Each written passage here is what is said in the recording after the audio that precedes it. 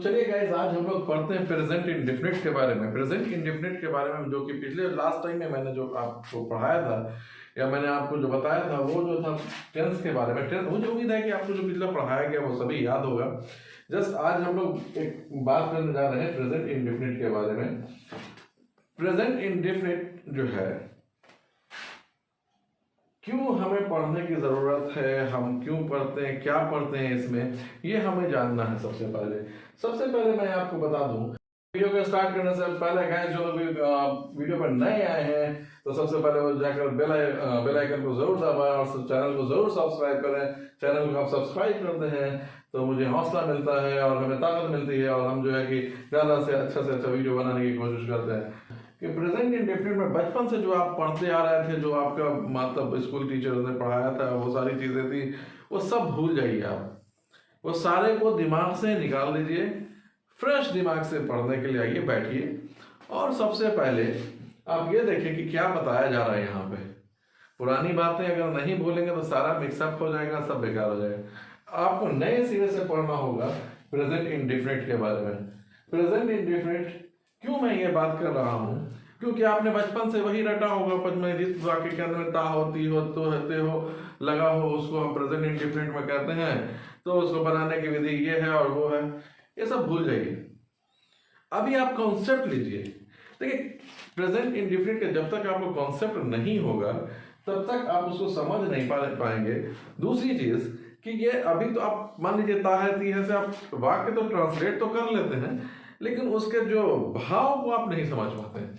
और भाव को जब आप नहीं समझते हैं तो फिर क्या होता है कि वो आपको कहीं ना कहीं दिक्कत करता है। खास तौर से जो कॉम्पिटिटिव एग्जामिनेशन में वो लोग जब तक भाव को नहीं समझेंगे, वाक्य क्या कहना चाहता है उसको नहीं समझेंगे, तब तक प्रेजेंट इंडेफिनिट जो है वो समझ में आपको नहीं आएगा।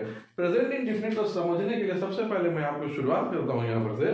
मैं जस्ट एग्जांपल, प्रेजेंट इंडेफिनिट जो है वो क्या होता है, जब इसमें क्या होता है कि कर्ता का जो है हैबिट को या नेचर को देखा जाता है ना, या फिर कहें कि इटर्नल ट्रूथ, यानी इटर्नल ट्रूथ जब हो, प्रिंसिपल हो, परमानेंट एक्टिविटी हो, इन सारे चीजों को प्रेजेंट इंडेफिनिट में देखा जाता है। इनके अंदर जो खास बात होती है वो आप दो तीन मैंने यहाँ पर सेंटेंस लिखा, जैसे हैबिट्स के बारे में या नेचर के बारे में। जैसे हैबिट्स के बारे में, नेचर के बारे में हम लोग बात करें कि जैसे द लायन ईट्स फ्लैश, शेर जो है मांस खाता है तो खाता है, उसकी यह हैबिट है। दूसरी तरह से द काउ ईट्स ग्रास, गाय जो है घास खाती है, ये हैबिट है। ये जो मैं बता रहा हूं इसमें दो तीन चीज ध्यान देने योग्य बात है। ये जो खा रही है गाय जो है घास खा रही है, या फिर एक और एग्जांपल है यहाँ पर, the sun rises in the east, universal truth आप मान लीजिए, इटर्नल ट्रूथ का ये यूनिवर्सल ट्रूथ कह रहे हैं हम लोग। तो यहाँ पे जो आप देख रहे होंगे ये जो बातें हम लोग कर रहे हैं कि the cow eats grass, the lion eats flesh, the sun rises in the east, इसमें एक चीज आपको नजर आ रहा होगा कि ये काम जो कर रहे हैं ये कल भी करते थे, आज भी करते हैं और कल भी करते रहेंगे। यानी इनके हैबिट को, इनके आदत को, है ना, इनकी आदत को बता रहा है, इनके नेचर को, इनकी प्रकृति को बता रहा है ना। इसमें बताता है कि एक गाय जो है, यानी ये कह रहे बल्कि पूरे दुनिया की जितनी गाय हैं, किसी एक गाय के बारे में नहीं बात हो रही, पूरे दुनिया की जितनी भी गायें हैं वो सारी गायें घास खाती हैं। उसी तरह से द लायन ईट्स फ्लैश, जितने भी शेर हैं, सिंह हैं, ये सारे सिंह जो है मांस खाते हैं। ऐसा नहीं हो सकता कि एक सिंह जो है कि मांस खा रहा, दूसरा सिंह मांस कोई दूसरा चीज खा रहा हो। तो ये क्या चीज बता रहा है, ये हैबिट्स को बता रहा है। अच्छा, the sun rises in the east, अब the sun rises in the east जब आप देख रहे होंगे तो इसमें ये कल भी सूरज जो है कि उगता था, कहाँ पे, पूर्व में उगता था, आज भी उगता है और कल भी उगता रहेगा। यानी इस सेंटेंस में इस जो हम लोग वाक्य को बनावट को जो देख रहे हैं, इससे ये पता चलता है कि वैसा वाक्य जिसमें हैबिट की बात की जाए, जिसमें इटर्नल ट्रुथ की बात की जाए, प्रिंसिपल की बात की जाए और परमानेंट एक्टिविटी की बात की जाए तो वैसे वाक्य जो है प्रेजेंट इंडेफिनिट में आते हैं। इसके साथ साथ मैं आपको और भी एग्जांपल दे दूं कि जैसे my brother goes to market every Sunday, मेरा भाई हर संडे को कहा जाता, बाजार जाता है। तो ये जब मैंने जैसे ही कहा तो इसका ये मतलब हो जाता है कि मेरा भाई कल भी जाता था, आज भी जाता और कल भी जाता रहेगा। यानी कहना ये चाह रहा मैं कि यहाँ पर जो टेंस की बात है, ये काम जो किया जा रहा है, ये हैबिट्स की बात हो रही है, ये नेचर्स की बात हो रही है, इटर्नल ट्रुथ की बात हो रही है, प्रिंसिपल की बात हो रही है और परमानेंट एक्टिविटी की बात हो रही है।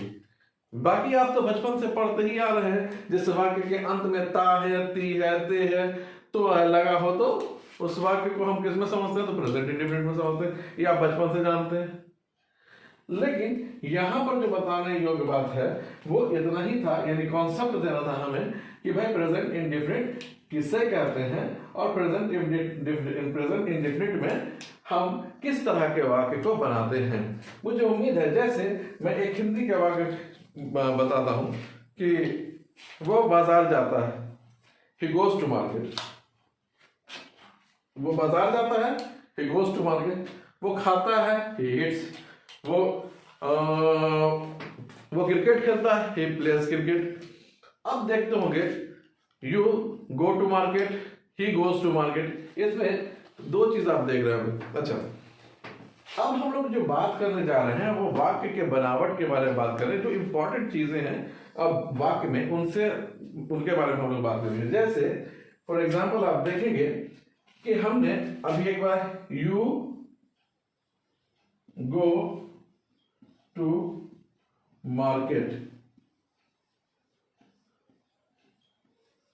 तुम बाजार जाते हो, तुम बाजार जाते हो, हम इसको कह सकते हैं तुम बाजार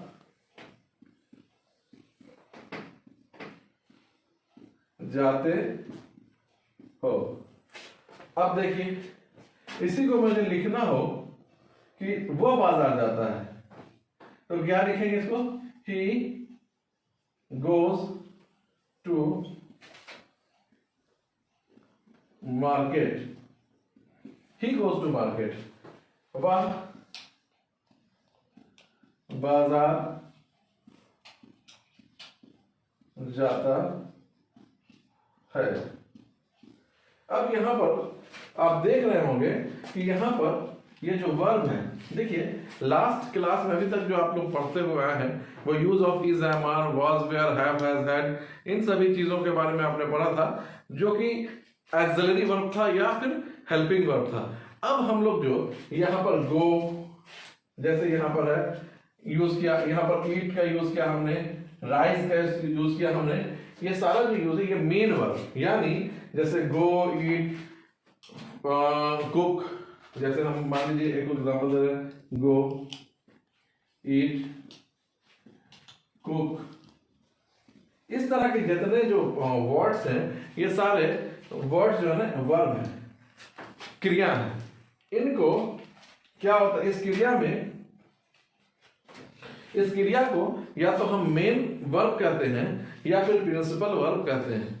जस्ट मतलब थोड़ा रोक के मैं ये बता दूं आपको कि चल रहे हैं हम लोग आगे, तो थोड़ा थोड़ा सा इसके बारे में, छोटी छोटी चीज के बारे में करें। इसको हम लोग क्या कहते हैं, मेन वर्ब भी कहते हैं और प्रिंसिपल वर्ब भी हम लोग कहते हैं। साथ ही साथ मैं आपको बता दूं जो हम लोग इज, एम, आर, जैसे is, am, are, was, where, anyone, have, had,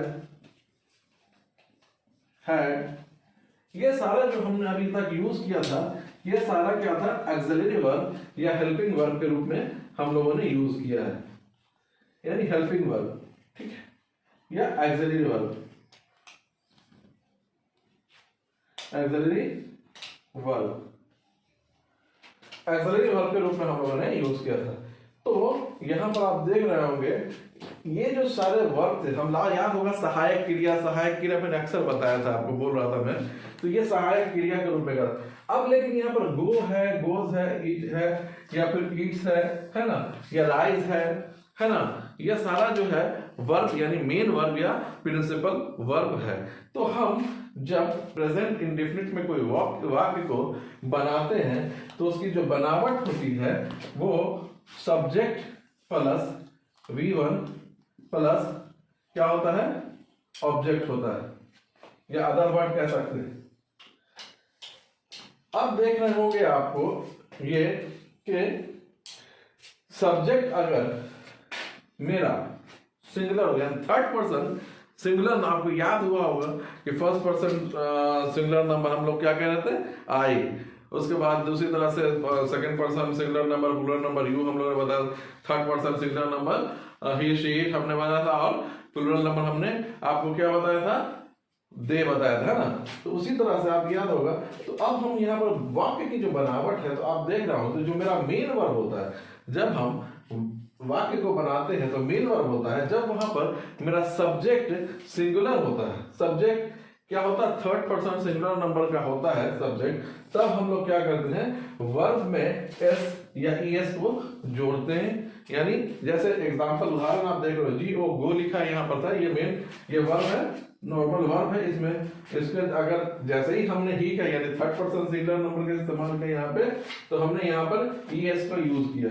तो इससे ये पता चलता है कि जब हम वाक्य बनाते हैं तो जब प्लूरल होता है यानी सब्जेक्ट, तो उसमें नॉर्मल जैसे एज इट इज हम लोग वर्ब को रहने देते हैं। लेकिन जैसे ही अगर हम थर्ड पर्सन सिंगुलर नंबर होता है तो हम लोग क्या करते हैं, वर्ब में एस या ईएस जोड़ देते हैं। इसको हम लोग यानी थर्ड पर्सन, ऐसे आप देख लें, थर्ड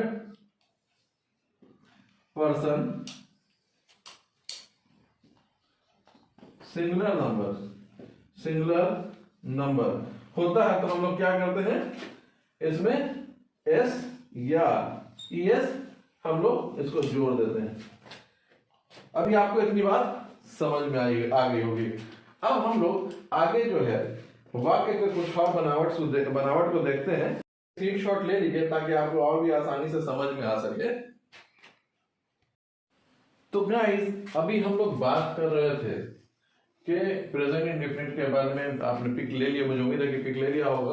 अब हम लोग बात करेंगे कुछ बेसिक चीजों के बारे में कि प्रेजेंट इंडेफिनिट जिस वाक्य के अंत में ता हूं, ती हूं, ते हैं, ती हो, ते हो और ती है अगर होता है, जो बचपन में आप पढ़ते आ रहे थे, ये एक एक्चुअली ये क्या है ना, ये एक पहचान के लिए आपको कि सीधा आप समझ जिस वक्त वाक्य के अंदर में आ जाए। लेकिन आपको इसीलिए मैंने जो पहले का जो कॉन्सेप्ट दिया वो इसीलिए दिया ताकि जो है कि हैबिट को, इटर्नल ट्रूथ को, इन सारे चीज को आप थोड़ा समझें। तब समझने के बाद जब इन चीज को आप पढ़ेंगे तो शायद आप उसको समझ पाएंगे कि ता तो लगा है लेकिन कहां पर का कौन सा ता है, तो वो चीज समझ में आएगा यहाँ पर। तो ये आप सीधा कि जिस वाक्य के अंत में ता हूं, ती हूं, ते हैं, ती हो, ते हो और ती है होने पर उस क्रिया का जो अनुवाद होता है वो प्रेजेंट इंडेफिनिट में होता है। सीधा सा बात। अब आप एग्जाम्पल, अब हम एक और चीज, छोटी सी चीज पहले मैंने बताया कि सिंगुलर सब्जेक्ट के साथ वर्ब में, यानी वर्ब या कहें क्रिया में एस या ईएस लगाते हैं।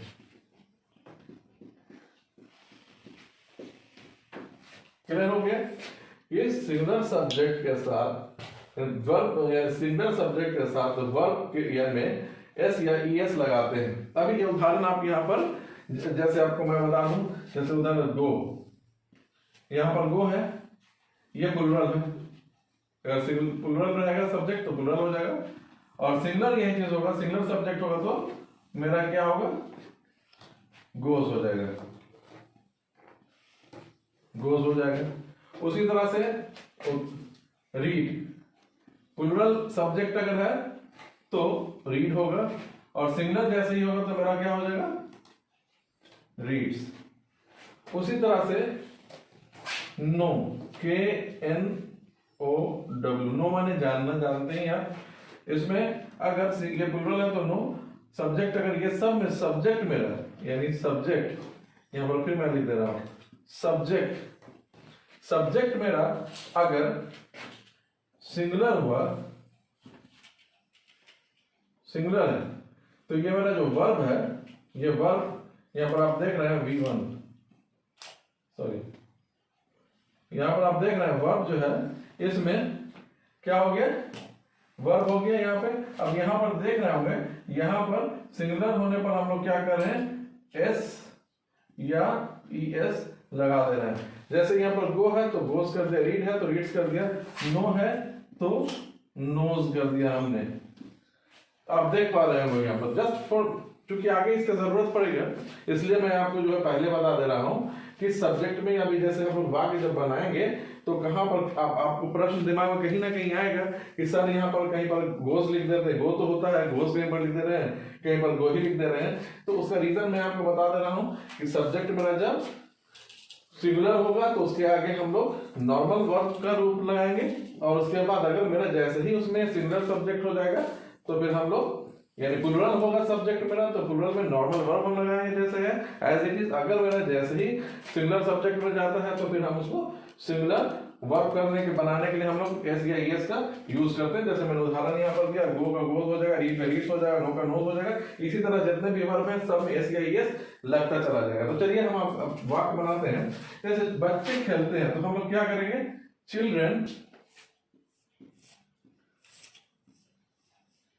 चिल्ड्रन प्ले, क्या होगा, चिल्ड्रन प्ले। उससे मेरा भाई पढ़ता है, माई ब्रदर रीड्स, मेरा भाई पढ़ता। अब देख रहे हो यहाँ पर रीड है तो इसमें एस लगा दिया गया तो रीड्स हो गया है ना।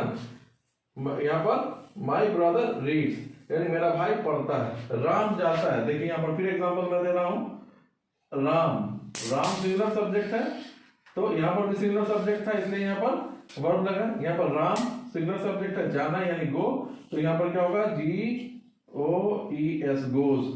यहाँ पर राम जाता है तो राम गोज।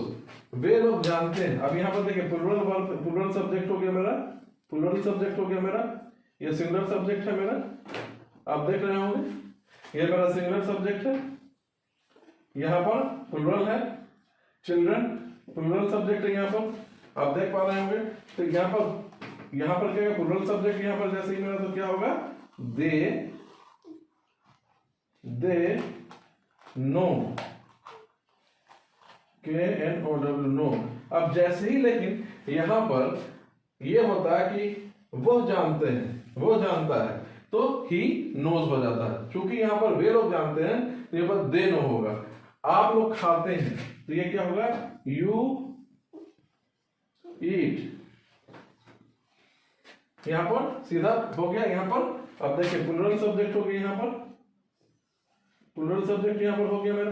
तो आप देख रहे होंगे जहां पर प्लूरल सब्जेक्ट है मेरा वहां पर एस या ES नहीं लगता है, जहां पर सिंगुलर सब्जेक्ट है वहां पर एस या ES लगता है। तो आप देख रहे होंगे यहाँ पे हम इसको सब्जेक्ट कर देंगे, यहाँ पर subject plus verb plus other word कर देंगे हम यहाँ पर, या अभी अदर वर्ड में हो गया। अब यहाँ पर देखिए सिंगुलर होने पर, अगर सिंगुलर है तो यहाँ पर क्या करेंगे, एस या ES लगा देंगे हम यहाँ पर, ऐसे समझ लें। या सब्जेक्ट प्लस वर्ब लगा देते हैं हम यहाँ पर, पहले बना लेते हैं, उसके बाद दूसरा अगर ये प्लूरल है तो, सब्जेक्ट अगर मेरा प्लूरल है तो, सब्जेक्ट प्लूरल है तो इसमें कोई चेंजेस नहीं होगा, इसको नॉर्मल एज इट इज रहेगा। लेकिन सब्जेक्ट मेरा अगर सिंगुलर हो जाए,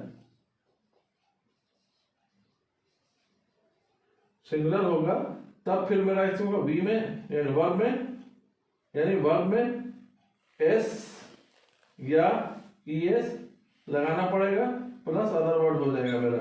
तो आप देख पा रहे होंगे यहाँ पे कि किस तरह से हम इसको यानी अफर्मेटिव सेंटेंस जो है, इसका पॉजिटिव सेंटेंस जो है यानी प्रेजेंट इंडेफिनिट में हम किस तरह से बनाते हैं इसको। तो मुझे उम्मीद है कि आप इसको बहुत भली भांति समझ गए होंगे। अब बात आती है नेगेटिव और इंट्रोगेटिव सेंटेंस के बारे में इसके। तो गाइस आप इसका पिक ले लें और ये जो आपको लिखा हुआ नोट किया हुआ इसको आप एक बार नोट कर सकते हैं इसको।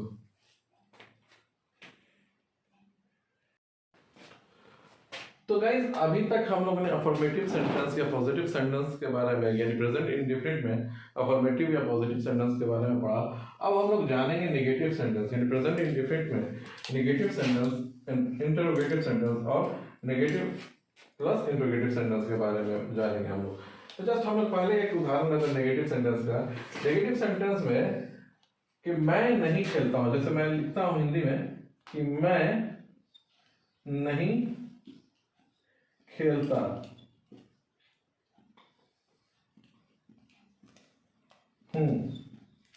जैसे ही मैं कहता हूं मैं नहीं खेलता हूं तो इसका ये मतलब हो गया कि आई डू नॉट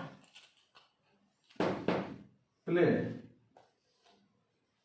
तो आप देख पा रहे होंगे कि चूंकि आई है यहां पर हमने लगाया तुम नहीं खेलते, जैसे मैंने यहां पर या वो नहीं तुम नहीं खेलते हो, तुम नहीं खेलते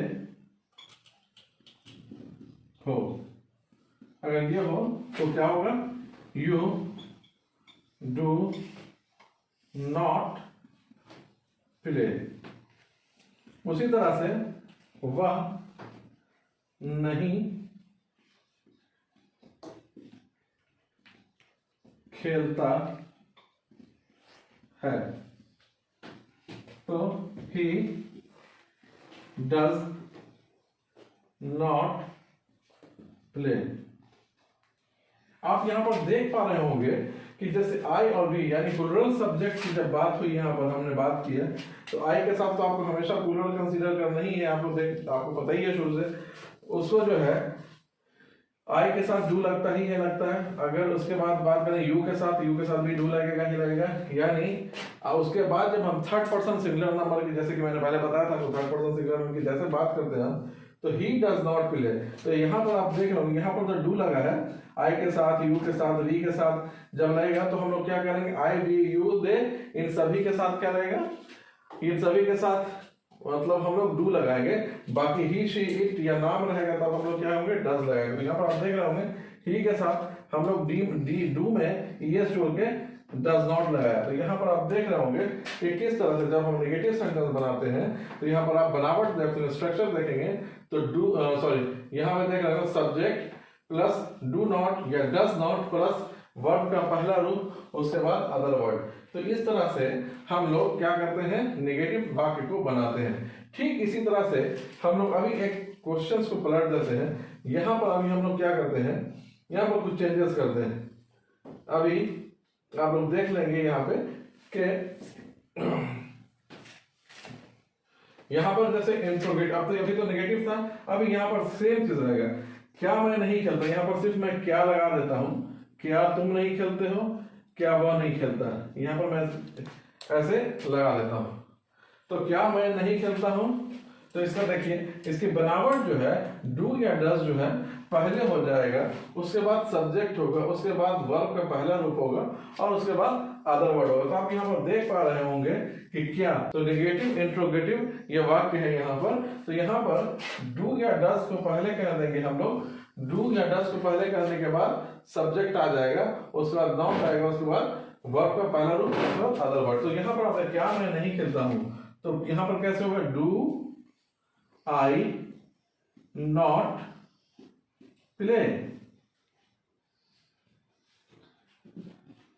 अब यहां पर देख रहे होंगे आप, डू आई नॉट प्ले, क्या मैं नहीं खेलता हूं, ये नेगेटिव और इंट्रोगेटिव वाक्य है। फिर उसी तरह से क्या तुम नहीं खेलते हो, डू यू नॉट प्ले। अब उसी तरह से यहां पर देख रहे हैं कि क्या वह नहीं खेलता, तो यहां पर क्या हो जाएगा, डज ही नॉट प्ले। आप देख पा रहे होंगे यहां पर कि यहां पर भी हम लोगों ने क्या किया, कि वैसे ही जैसे इस एमआर को वॉज वर्ब को पहले ले आते थे, वैसे ही यहाँ पर क्या करते हैं, डू और डज को हम लोग पहले ले आते हैं, और उसी तरह से वैसे ही विधि है जो विधि पहले था, वैसे ही हम लोग नेगेटिव और इंट्रोगेटिव सेंटेंस बनाते हैं। अब हम लोग अगर मान लीजिए बनाना हम लोग क्या मैं खेलता हूं, अब यहाँ पर वाक्य हो जाए कि क्या मैं खेलता हूं, तो फिर यहां पर क्या हो जाएगा वाक्य, अब इंट्रोगेटिव सेंटेंस यानी इंट्रोगेटिव वाक्य जो है हम लोग बनाते हैं, यानी प्रश्नवाचक। तो अब यहाँ क्या मैं खेलता हूं, तो क्या हो जाएगा, डू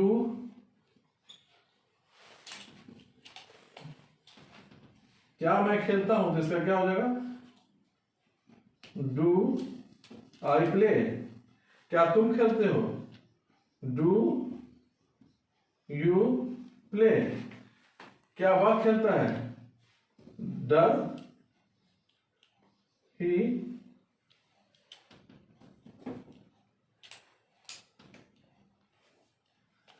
ही प्ले। तो आप देख पा रहे हो कि इंट्रोगेटिव सेंटेंस जो है यहाँ पे कैसे बनाया गया। क्या मैं खेलता हूं, डू आई प्ले। क्या तुम खेलते हो, डू यू प्ले। और क्या वह खेलता है, डज ही प्ले। तो आप यहाँ पर देख लीजिए कि किस तरह से डू डज होगा, डू या डज पहले हो जाएगा, उसके बाद सब्जेक्ट होगा, उसके बाद V1 होगा, उसके बाद अदर वर्ड हो जाएगा। तो इंट्रोगेटिव सेंटेंस आप देख पा रहे हो।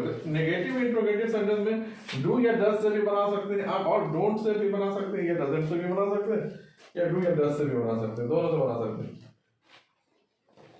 यहाँ पर आपको दिखाया कि नेगेटिव प्लस इंट्रोगेटिव, डू या डज लगाएंगे प्लस सब्जेक्ट करेंगे, उसका नॉट होगा प्लस V1 होगा प्लस अदर वर्ड होगा। तो मुझे उम्मीद है कि जितना भी नॉन पॉजिटिव, नेगेटिव, इंट्रोगेटिव और नेगेटिव इंट्रोगेटिव चारों प्रकार के मैंने आपको वाक्य का एग्जांपल उदाहरण मैंने दिया है यहाँ पे, और उम्मीद है कि आपको समझ में आ गया होगा बहुत हद तक। अगर नहीं भी समझ में आया है तो आप प्लीज हमें कमेंट करें, और कमेंट करके बार बार जो है कि हमसे पता कर लें। तो गाइज आप लोगों को अगर वीडियो अच्छी लगी हो और वीडियो में जो आपको समझ में आया होगा, तो मैं आपसे यही कहना चाहूंगा कि आप काइंडली जो है कि आप चैनल को सब्सक्राइब करें, और साथ ही साथ बेल आइकन को दबाना ना भूलें, ताकि आप समय पर जो है कि इंफॉर्मेशन यानी कि नोटिफिकेशन जाती रहे, और आप जो है कि हमेशा इसका लाभ उठाते रहें।